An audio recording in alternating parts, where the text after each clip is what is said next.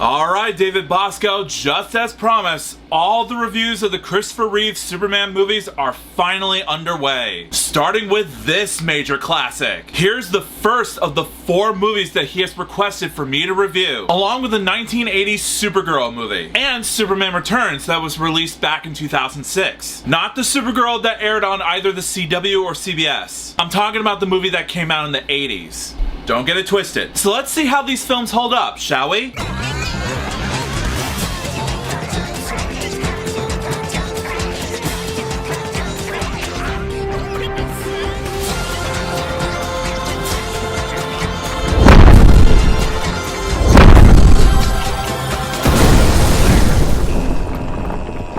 Yo, what is up, my Cinedroids? G to the S here. Today, I'm going to be reviewing the first of the 4 Christopher Reeve Superman movies, in this particular series that is, to which they simply named it Superman: the movie. But for this review, I'm just going to simply call it Superman just for the sake of convenience. In this movie, we witness the origin story of the Man of Steel, played by, like I mentioned 2 times already, the late Christopher Reeve, may he rest in peace. From his infancy on the doomed planet of Krypton to his arrival on Earth. We follow his upbringing on Smallville, Kansas, where he discovers his extraordinary abilities. As he grows to adulthood, he moves to Metropolis, taking on the guise of mild-mannered reporter Clark Kent, while secretly using his powers to fight for truth and justice as, of course, Superman. He soon encounters a formidable adversary that threatens the city and its people. No spoilers. Now, first off, before I touch on the major positives that made this movie a motion picture classic in the first place, I gotta touch on a couple of minor issues that didn't hold up well over the years. Not enough to call this movie trash or anything. Not at all. This is a beloved classic by many for a reason. But special effects wise, I gotta bring up some of the more dated effects that needed to be spruced up a bit. First, when it comes to the effect of Superman flying in the air or zooming through the city, I get it, they didn't have advanced technology back in the late 70s, but the very least you can do is make the flying scenes look a bit more convincing, so that at the very least it looked more larger than life, just a tad bit. But again, this does not mean that this movie is shaping up to be terrible. Never at the slightest. I'll touch on the more positive stuff in a sec, but it's just fascinating to see how far we've come when it comes to technological advancement from the late 70s to now. But still, overall, I appreciate the immense effort they were trying to accomplish. And for that, I salute to the filmmakers for their painstakingly long hours of development to make the scenes look more grandiose and epic. Let's hope the effects in Superman 2 exceed expectations. But overall, great job to the artists and the special effects team for creating their own unique look of how Superman looks in this movie. Let's hope they keep this up from here. However, the film's set design, on the other hand, now segueing into the amount of positives that I have loads to give for this movie, that's where my true appreciation of this film really shines. I love how this movie has this unique mix between the way they built the set, plus how they handcrafted a mini model of the same set that they seamlessly spliced together to create this illusion that everything is larger than life. Like, for example,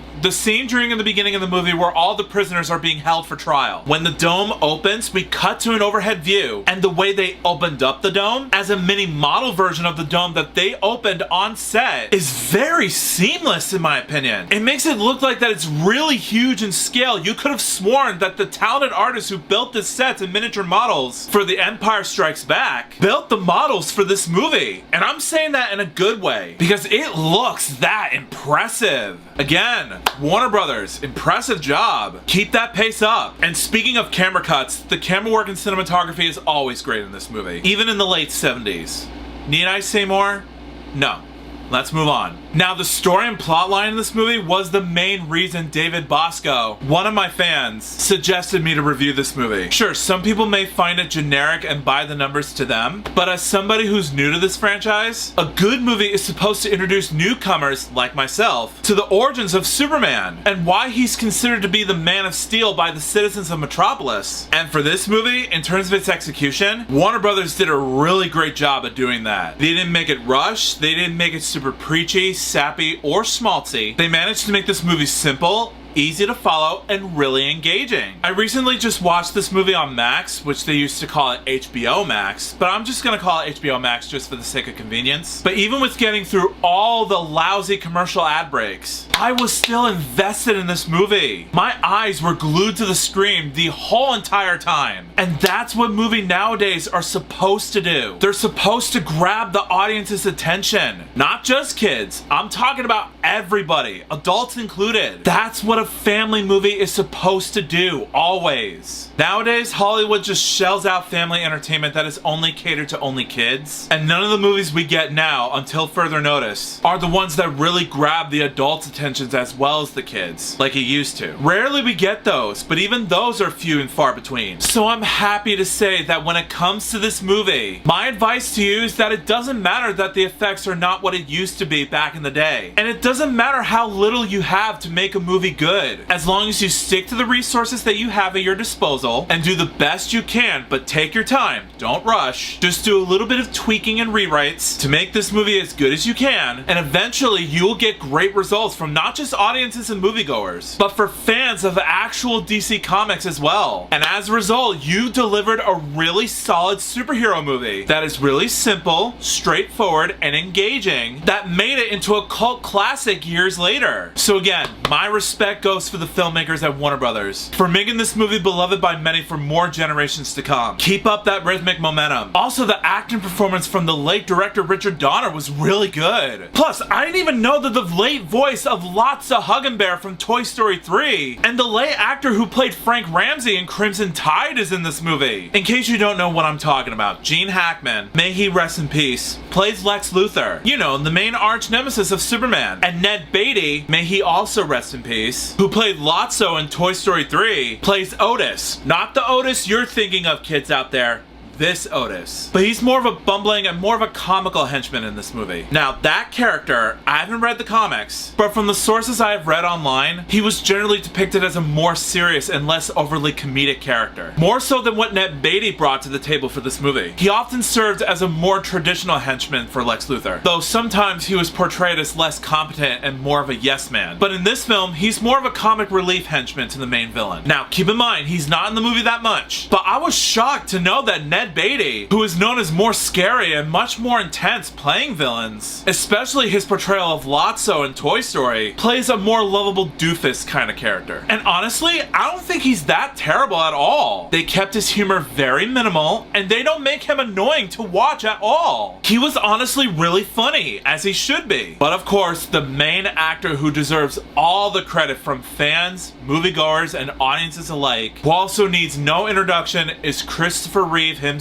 as Superman. Nothing more needs to be said. He owned the role as Superman and as Clark Kent. And when it comes to the film's character development, he did a fantastic job playing two roles at once. Playing a somewhat socially awkward individual who just wants to fit in, and as a more confident, indestructible superhero, saving the day and fighting for truth and justice whenever danger lurks in the big city. Just like how it was portrayed in the comics. Now, granted, when it comes to the movie's use of action sequences, there's not that much action as I thought it would be, but when the action does kick into high gear, it's entertaining to watch. But this movie also does have heart and emotion to it when it comes to the film's use of dramatic and emotional moments throughout the movie. From the very beginning of the film to where Krypton is destroyed, to where Clark Kent, aka Kal-El, has to go through many trials and tribulations in his life, even as Superman, trying to serve for truth and justice and saving the world from evil. This movie has loads of dramatic and emotional moments scattered throughout, but it was done really well. Again, it's not schmaltzy, it's not sappy or derivative. They made the dramatic moments well written and engaging, and I was clenching my butt throughout each moment where Superman is at his lowest point, and he needs to fight his way to the top in order to save the people that he loves most. And while on that subject, there are surprisingly really scary and perilous moments in this movie. Enough to scare some sensitive moviegoers out there, even with its PG rating. But it's not too scary to the point where it traumatizes the kids. kids. No, it's intense to the moment where Superman actually succeeds in the film. You just need to cheer him on and encourage him to make his way to the top in order for him to win the day, and that's what a movie is supposed to do. It's supposed to suck you in and engage you as an audience member, and they managed to pull that off in flying colors, literally. So on that note, kudos to Warner Brothers for keeping the audience engaged and sucked into the moment throughout the whole entire film.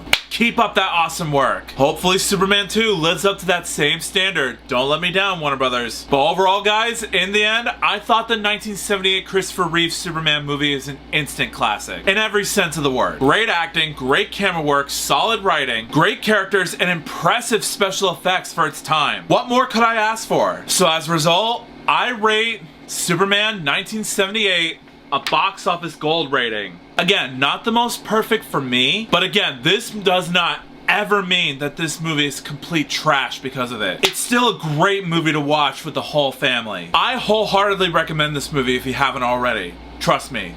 It's really good. Oh, I almost forgot to mention this part before you guys get all mad at me at the comments for not mentioning it. John Williams' musical score in this movie is incredibly iconic. That classic Superman theme that they play in the background will never get old at all. Everyone sings it, hums it, whistles it, myself included. It's just instantly recognizable the moment you hear it. I mean, that's John Williams in a nutshell. He makes these incredibly iconic movie themes all the time, which is why we adore him and claim him as one of the greatest movie composers working today. What a legend he is. That's all I have to say about it. So just in case for those of you who are like, why didn't you mention John Williams? He deserves to do credit for this movie, doofus. I already have. Put down the keyboards, lay down your arms. It's not worth your time.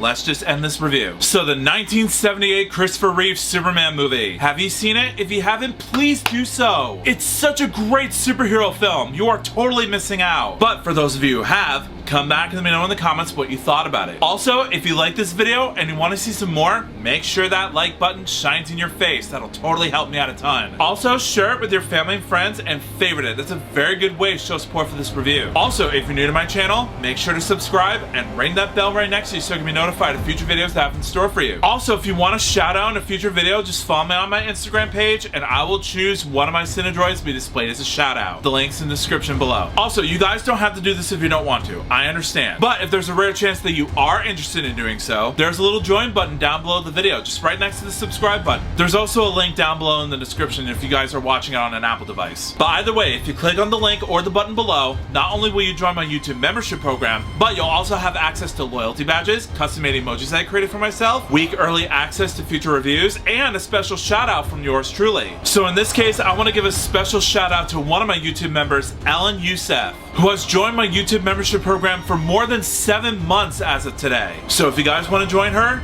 make sure to click on the button or the link down below in the description and become a member. It doesn't cost you much. It only costs about $2.99 a month to join. So make sure you click on the link or the button below and become an OG Cinedroid in no time. Also, I set up a Patreon page for you guys to check out as well. There will also be a link in the description so that way you can visit my page and gain access to up to 4 membership tiers. On my page, I post nerdy fan polls, book audio reviews, and full-length movie/TV show reactions, both audio and visual, on my page as well. Uncut and full length. So if that's your cup of tea, if you guys are interested, go to the link below, become a patron, and let's get to know each other a bit more. Also, if you want to subscribe to my gaming channel, there's either a link in the description or at the icon card in the top right corner of your screen. Go over there, subscribe, and let's just have fun together. Also, if you want to subscribe to my GS Productions After Dark channel where I review movies, TV shows, and video games that are strictly not for families, there'll also be a link in the description so that way you can check out that channel if you're feeling frisky. But until then, I'll see you next time.